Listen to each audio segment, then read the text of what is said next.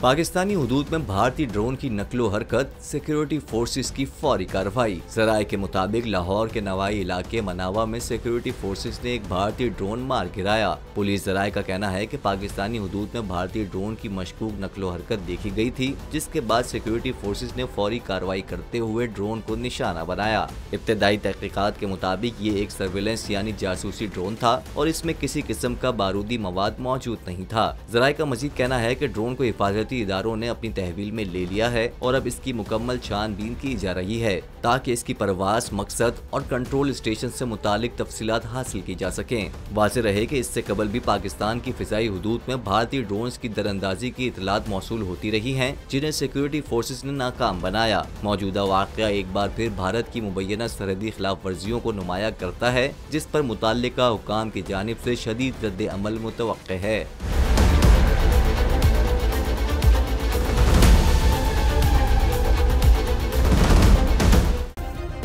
Subscribe करें और bell दबाएं ताकि कोई खबर रह न जाए।